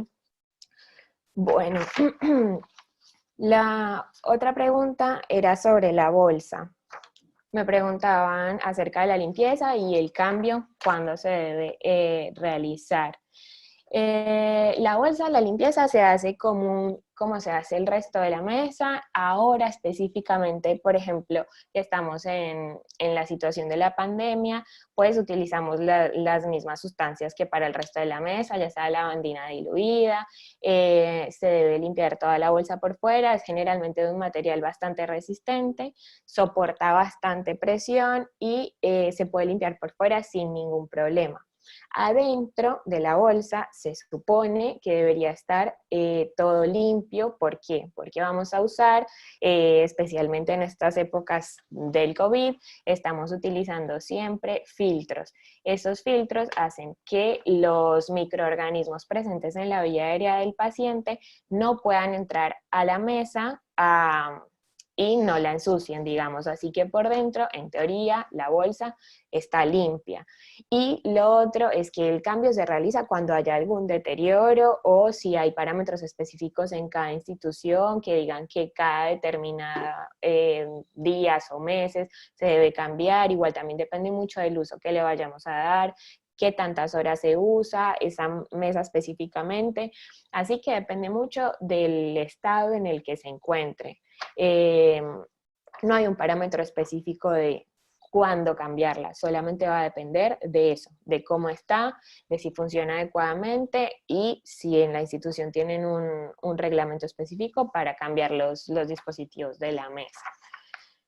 Bueno, sobre las funciones de los técnicos, me preguntaban si puede hacer una punción venosa o intubar a un paciente. Bueno, la parte de la punción venosa la pueden hacer los técnicos, de hecho muchas veces nos facilitan el trabajo mientras nosotros estamos haciendo otra función con el paciente, el técnico puede colocar el acceso venoso, obviamente requiere un poco de práctica, pero se puede, o sea, sí puede ser una función del técnico. Claramente hay pacientes que tienen los accesos venosos mucho más difíciles que otros, así que va a depender mucho del caso, del anestesiólogo. Hay anestesiólogos que prefieren que les ayuden con ese tipo de funciones y otros no, así que no hay como algo que yo les pueda decir específico, sí, el 100% de las veces lo pueden hacer, no, va a depender del caso, del paciente y del anestesiólogo, como les digo. Sobre intubar al paciente es mucho menos frecuente que el técnico intube, en general el manejo de la vía aérea lo hace el anestesiólogo, pero igual que con lo anterior, tampoco les puedo decir específicamente si algún anestesiólogo los va a dejar o no, o va a preferir que intube el técnico o no, depende mucho del caso y de las preferencias del anestesiólogo con el que estén trabajando. Sobre la cánula de Mayo, era la otra pregunta. Me preguntaban si la cánula de Mayo se utiliza siempre. En realidad no se utiliza siempre, sino dependiendo de las necesidades del paciente y también de las preferencias de quien esté realizando la ventilación. ¿Cuándo la vamos a usar? Normalmente para ventilar a un paciente vamos a usar la máscara facial para hacer la preoxigenación antes de la inducción y también para ventilarlo manualmente mientras realizamos la intubación, ¿sí? Así que es el momento donde podemos llegar a necesitar la cánula de Mayo. Así que, ¿qué pasa cuando la vamos a usar? Por ejemplo, yo empiezo a preoxigenar a un paciente, el paciente empiezo con la inducción, el paciente se queda dormido y tengo dificultad para ventilarlo. Por muchas razones puede haber dificultad para ventilar a un paciente, pero en algunas tenemos que él tenga, por ejemplo, los pacientes que no tienen dientes, se colapsa todos los tejidos blandos y cuesta mucho hacer una buena ventilación. Los pacientes que tienen un cuello más gordo que otros, o los pacientes que tienen a veces otros predictores de vía aérea dificultosa, también pueden tener dificultades en la ventilación, y en ese caso, cuando yo, a pesar de estar haciendo una buena maniobra, que es la de la C y la E que les mostré en el video, con la máscara facial no logro que entre adecuadamente los gases que quiero mandarle al paciente, ahí puedo hacer uso de la cánula de Mayo. Lo que va a hacer es simplemente ayudarme un poco a permeabilizar esa vía aérea, eliminarme del camino un poco la lengua, los tejidos blandos, hacer que quede como un conducto más específico más directo entre la mesa y los gases que yo estoy enviando con la bolsa y la vía aérea del paciente, o sea, como que me va a eliminar todas las posibles obstrucciones que pueda tener ahí. Es un dispositivo que se utiliza básicamente para eso. Me hicieron otra pregunta acerca de que si la anestesia regional era equivalente a una anestesia epidural. Bueno, entonces acá hay algo para especificar. La anestesia puede ser la anestesia general, que es la que todos ya conocemos, que vamos a dormir al paciente, lo vamos a relajar, lo vamos a ventilar mediante la máquina, el respirador, que fue lo que les expliqué antes. Y la anestesia regional, lo que tenemos es que se divide en bloqueos periféricos y en bloqueos centrales. ¿Eso qué quiere decir? Los bloqueos centrales son los que están o se hacen directamente en el sistema nervioso central, es decir, para ponerla fácil, a nivel de la médula espinal o de la columna, por decirlo de alguna manera. Hay dos tipos de anestesia que podemos hacer ahí, que una es la anestesia raquídea y la otra es la anestesia epidural. Esas dos tipos de anestesia regional central son los que podemos hacer ahí, que también se los mostré en las diapositivas, y la diferencia es dónde se coloca, dónde se inyecta el anestésico local, ya sea en el espacio epidural o en el intratecal, y vamos a lograr cosas diferentes. La anestesia raquídea, que es la que va en el espacio intradural o intratecal, generalmente la utilizamos para hacer anestesia propiamente, es decir, es la que hacemos, por ejemplo, en la mayoría de cesáreas, que nos limita la parte motora y la parte sensitiva, entonces la paciente o el paciente va a tener pérdida de la sensibilidad y de la capacidad motora de la cintura, digámoslo así, así es como se lo explicamos a ellos, hacia abajo. La cintura depende en realidad del nivel donde nosotros hagamos la inyección del anestésico local. Y se utiliza para eso, es decir, da anestesia, el procedimiento se puede realizar directamente así, el paciente no va a sentir ninguna molestia ni ningún dolor de la cirugía que le están realizando. Obviamente la cirugía tiene que ser de miembros inferiores, de pelvis o la parte baja del abdomen como la cesárea. La peridural o epidural es el otro tipo de anestesia que utilizamos a nivel central. También se puede usar para anestesia, pero la usamos más nosotros para hacer analgesia, es decir, para manejo del dolor, sobre todo dolor posoperatorio, por ejemplo, en cirugías muy grandes de abdomen, como es una DPC, que es una cirugía para el tratamiento de cáncer de páncreas, así que es una cirugía que tiene una incisión muy grande y que va a generar mucho dolor posoperatorio, igual que por ejemplo una nefrectomía. Sacar un riñón también es una incisión grande que sabemos que el paciente posteriormente va a tener mucho dolor, así que lo que hacemos es aplicar anestésicos locales, pero en un espacio distinto. En la diapositiva que yo les envié inicialmente de la clase está la diferencia en un gráfico, ¿sí? Que se pone en un lugar o en otro. Así que esta peridural que les venía diciendo, podemos poner, por ejemplo, un catéter, dejarlo en ese lugar, y lo que hacemos es que con una bomba vamos a preparar una solución de anestésicos locales a una dosis específica planeada para ese paciente, y ese paciente se va a poder ir del quirófano, por ejemplo, para terapia intensiva, se va a poder ir con su bomba de infusión con el catéter puesto. ¿Eso qué hace? Que podamos manejar el dolor mediante esa bomba de infusión las primeras 24, 48 horas después de la cirugía, que es el momento donde más dolor tendría ese paciente. Así lo que hacemos es evitar tener que dar grandes dosis de medicación analgésica intravenosa que muchas veces nos traen reacciones adversas. Así que como que unimos varias técnicas analgésicas y sobre todo para eso se usa la peridural. Como les digo, podría llegar a utilizarse como anestesia, pero en realidad es menos frecuente. Y esos serían los dos tipos de anestesia central. La anestesia regional también puede ser periférica, es decir, regional, ¿qué significa? Que no es en todo el cuerpo, ¿sí? Así que la regional, que no es central, es decir, que no va en la columna, puede ir, por ejemplo, esos son los bloqueos periféricos. Si al paciente lo tienen que operar de un codo,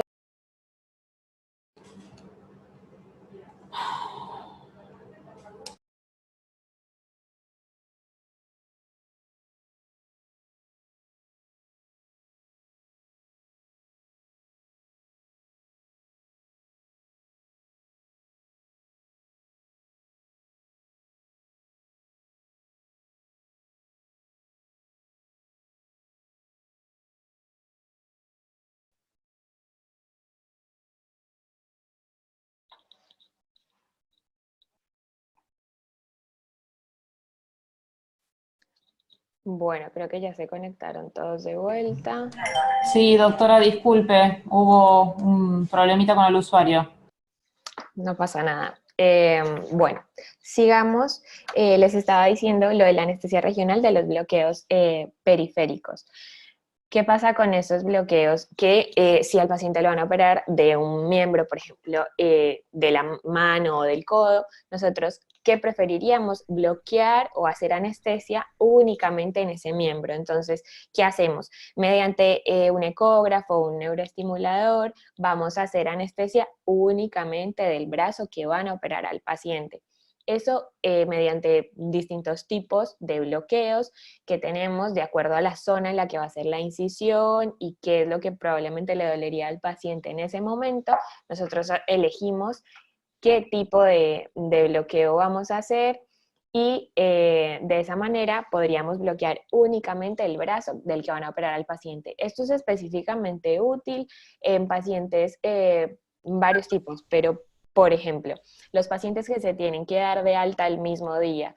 Obviamente no es lo mismo tener a un paciente que solamente le realizamos un bloqueo con anestésicos locales del brazo, que no tuvo pérdida de la conciencia, que no tuvo que intubarse. Ese paciente más probablemente se vaya a poder dar de alta el mismo día. En cambio, si es un paciente que yo tuve que intubar, hice anestesia general, ese paciente hay que vigilarlo un poco más de tiempo, entonces probablemente a los traumatólogos no vayan a poderle dar de alta en ese mismo día, vayan a tener que dejarlo internado una noche en la institución, obviamente aumenta los gastos.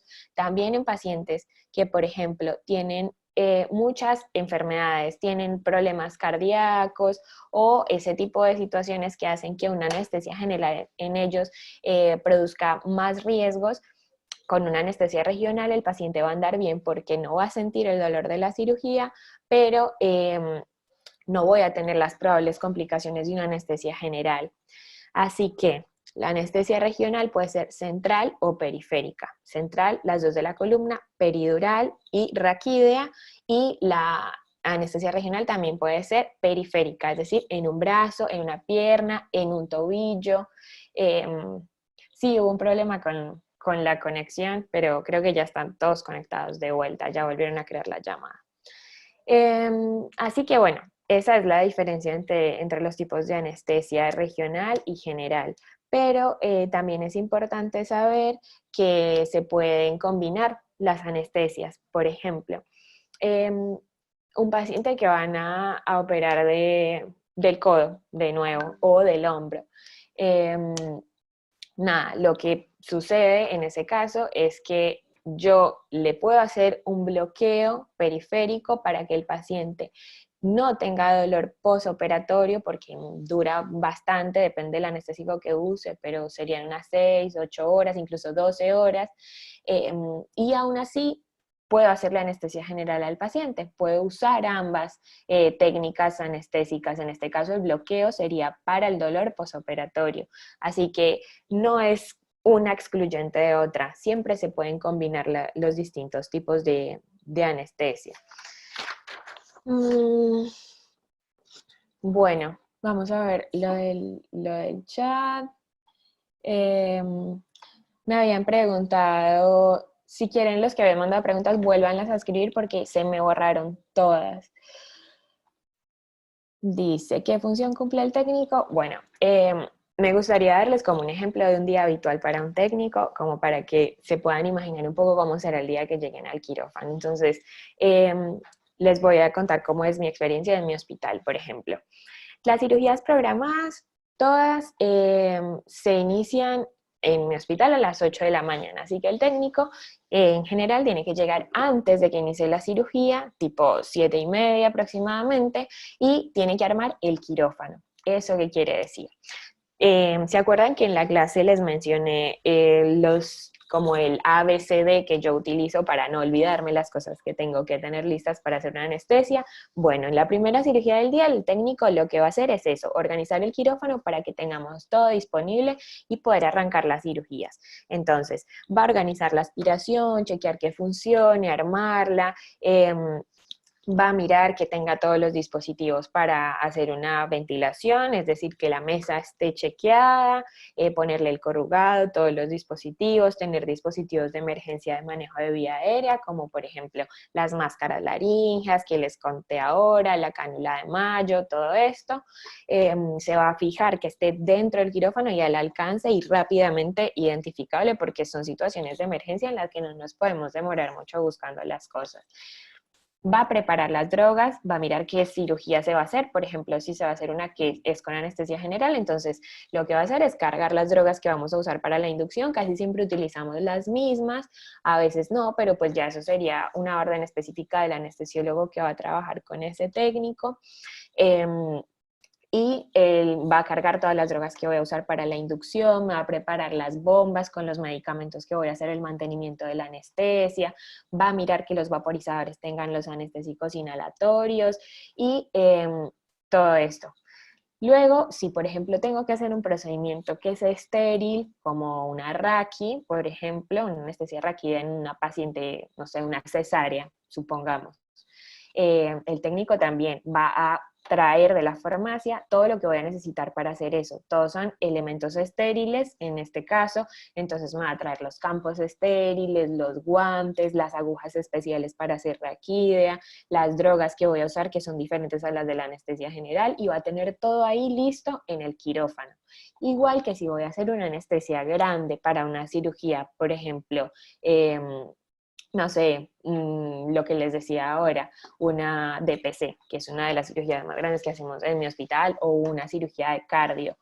En ese caso, el técnico, cuando arma el quirófano, no va a armar solo lo básico, sino que me va a traer todo lo que posiblemente yo vaya a necesitar. Entonces me va a traer los elementos necesarios para poner un acceso venoso central, que también todo en este caso es estéril, y me va a traer drogas especiales que vamos a usar con los pacientes que tienen cirugías grandes.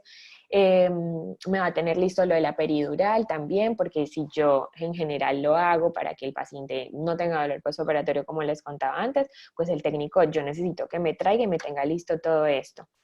Ya cuando está todo el quirófano armado, el técnico chequeó todo, llega el anestesiólogo y en ese momento el anestesiólogo siempre va a dar una revisión general de nuevo para verificar que no se le haya pasado algo al técnico y que las cosas que va a usar o que tiene planeado con ese paciente específicamente que va a llegar están listas. Y si no, en ese momento le pedimos al técnico que nos complete lo que nos falta en el quirófano para tenerlo todo al alcance, digamos.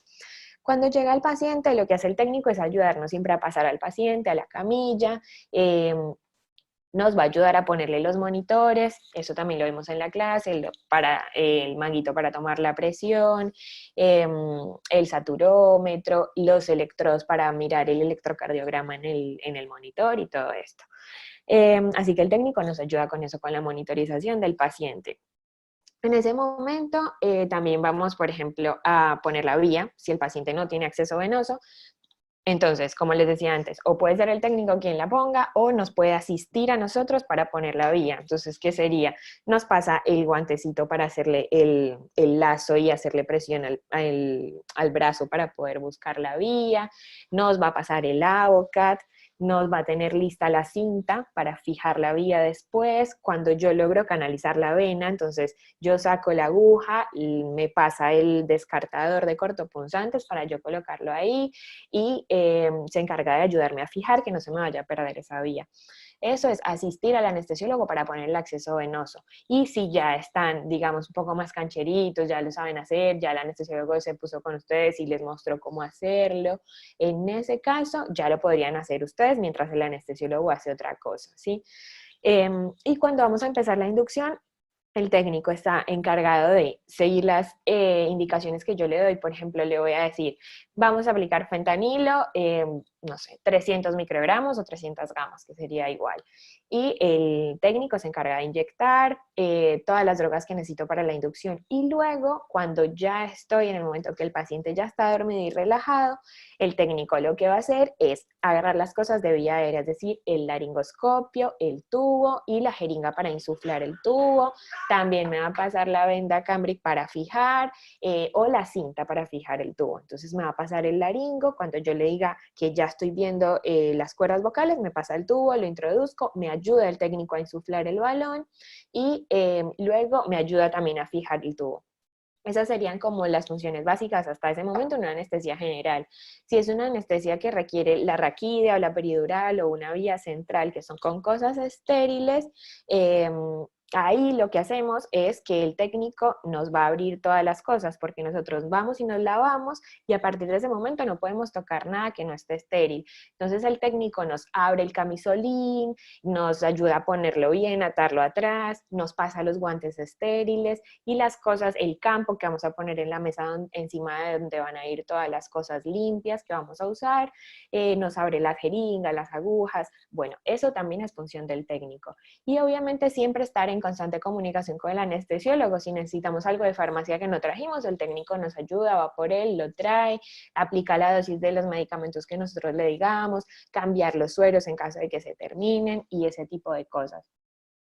Eso sería como un día habitual de un técnico. En la experiencia que tengo en el hospital, siempre hacemos lo mismo. Y luego, cuando se termina la anestesia, es el encargado de limpiar el laringo, de adecuar obviamente todo nuevamente para otra cirugía, tener todo listo, limpiar la mesa. Ahora en tiempos de COVID, bueno, con mayor razón, se limpia con muchísimo más, no sé, como se es mucho más estricto limpiando todo para evitar que haya contagio a nosotros mismos y a los otros pacientes que vienen después. A ver, eso sería un día habitual. Vamos a ver qué más hay. Si una anestesia raquídea, el paciente no siente la anestesia, ¿qué se puede ver? Bueno, en caso de que hagamos una raquídea y el paciente no le tome, puede ser por muchos factores, que eso sería algo, digamos, ya un poco más complejo y avanzado, pero puede ser que el anestésico local no esté funcionando adecuadamente. A veces nos llegan lotes de... Mentira.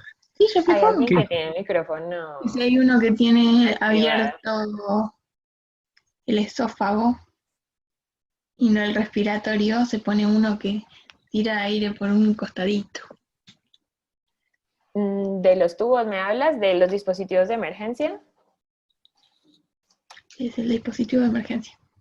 Sí, el que les mostraba ahora, el combitubo, que tiene los orificios que lo más probable con ese combitubo es que llegues e intubes el esófago, ¿sí? Así que lo que pasaría, y Dijo lo que está vos diseñado preguntaste.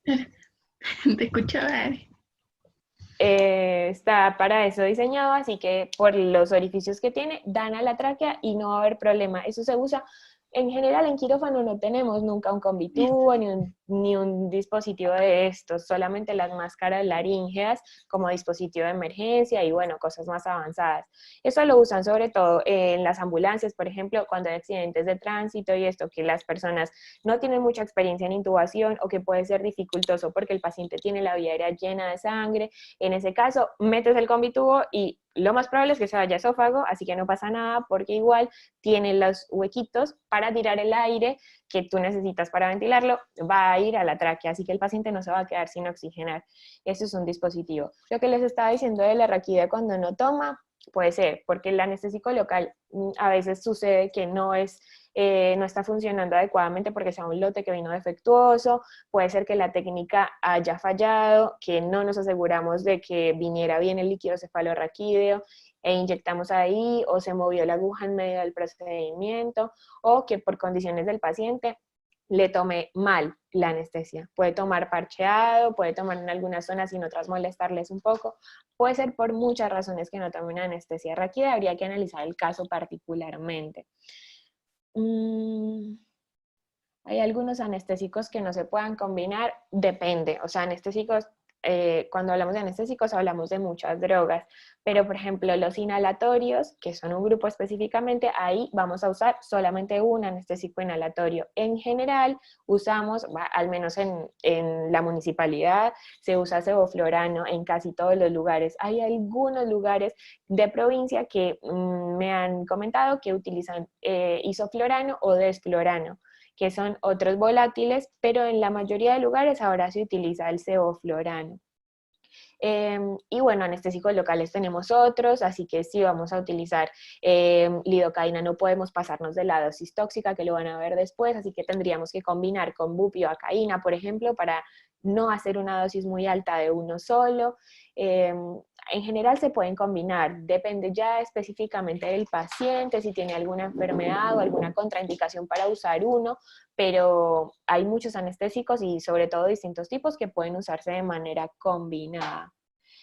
La válvula APL, la función que tiene básicamente es mantener las presiones dentro del circuito, que nosotros vamos a determinar qué presión necesitamos en ese circuito. Si está totalmente abierto o está totalmente cerrado, me aumenta las presiones. Cuando yo la pongo en 75, por ejemplo, la APL, en ese caso, puede haber en el paciente un barotrauma, que sería un trauma a nivel pulmonar debido a las altas presiones que se están manejando dentro del circuito.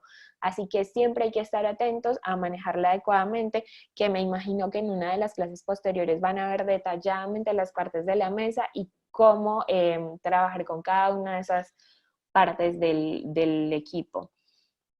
¿Hasta cuántos técnicos pueden estar? Dependiendo de la cirugía. En general hay un técnico por quirófano, pero va a depender mucho también de la cirugía que se vaya a hacer. A veces necesitamos dos porque uno va a asistir a la vía aérea, mientras el otro empieza a preparar todo para hacer no sé, la peridural o para poner una vía central. A veces hay dos, pero en general lo que se maneja es un solo técnico por quirófano, que casi siempre es suficiente para todo lo que tenemos que hacer, porque siempre va a estar el anestesiólogo, entonces siempre trabajamos en conjunto y eso permite que no esté todo el trabajo sobrecargado en una sola persona. La dosis de las drogas ya las tiene indicada por el anestesiólogo. En realidad, lo que hacemos, sobre todo cuando trabajamos con adultos, es que tenemos una forma de preparar los medicamentos y ya si uno va a hacer una variación específica, se lo comenta al técnico. Por ejemplo, las 3 drogas que siempre cargamos para hacer anestesia general, o bueno, siempre no, pero la gran mayoría de las veces, son el fentanilo, el propofol y el atracurio. ¿Qué pasa? Que nosotros tenemos, por ejemplo, en nuestro hospital, ya como a modo de que está instaurado, en qué jeringa cargamos cada cosa. Entonces el fentanilo, como trae 50 gamas por centímetro cúbico y trae la ampolla 5 centímetros, lo cargamos en la jeringa de 5. Y el propofol, como es una ampolla grande que trae 20 mililitros, lo cargamos en la jeringa de 20, y el atracurio lo ponemos en una jeringa de 10, como para que nos queden diferenciados los 3 medicamentos. De todas maneras, siempre lo que se recomienda es rotular. Siempre que carguemos una medicación en una jeringa hay que rotular, porque recuerden que no van a estar ustedes solos. Si ustedes cargan 3 medicamentos y yo llego a ese quirófano, pero ustedes no rotularon las jeringas, puede que por alguna cosa que haya sucedido no estén como siempre las ponemos y yo utilice un relajante pensando que es fentanilo y el paciente se me va a deprimir rápidamente y me va a hacer un paro respiratorio y voy a tener que estar corriendo, solo por no rotular las jeringas. Entonces, siempre que cargamos un medicamento, sobre todo porque son medicamentos que tienen un impacto grande en lo que van a hacerle al paciente, tienen que estar rotulados. Y ya la dosis la elige el anestesiólogo en el momento de la inducción, pero ustedes van a aprenderse cuánto trae la ampolla de fentanilo, cuánto hay en cada mililitro. Entonces, si yo les digo, pásale 150, ya van a saber que son 3 centímetros, pero eso lo van a aprender en fármaco, lo van a aprender cuando estén haciendo las prácticas, cómo hacemos las diluciones y todo esto, ¿sí? O sea, no se preocupen por eso en este momento, que suena como muchas cosas, pero en realidad la costumbre y la práctica es lo que van a hacer que lo hagan siempre. El anestesiólogo verifica también antes de la operación. Sí, depende del anestesiólogo. El anestesiólogo muchas veces va a revisar que esté armado todo lo que va a necesitar, y otras veces, si ya está muy acostumbrado a trabajar con el mismo técnico, ya el técnico sabe que necesita el anestesiólogo, entonces como que ya trabajan como un equipo. Pero de todas maneras, al ser el anestesiólogo el responsable de todo lo que suceda con el paciente, en general vamos a chequear las cosas, ¿sí? Depende, como les digo, de con quién estén, pero casi siempre chequeamos que esté todo cuando vamos a entrar un nuevo paciente. A ver, el libro de Miller, ¿puedo reemplazarlo por el libro de Massachusetts? Sí, en realidad lo que tiene el Massachusetts es que está mucho más resumido y de forma más práctica explicado, así que está muy bueno para repasar estos temas, pero hay cosas mucho más específicas como esto que del funcionamiento de cada tipo de respirador, que el Massachusetts se queda un poco corto. Así que en el Miller, si quieren ir ya ustedes más profundo porque estén interesados o quieran entender súper bien cómo funciona cada parte, en el Miller se explica más ampliamente, porque está todo obviamente mucho más extenso. Entonces si hay alguna duda en particular que les surja estudiando lo de Massachusetts, pueden ir a buscar en el Miller, que está en español, se puede entender, tiene muchos gráficos súper fáciles para entender un poco el funcionamiento de cada cosa.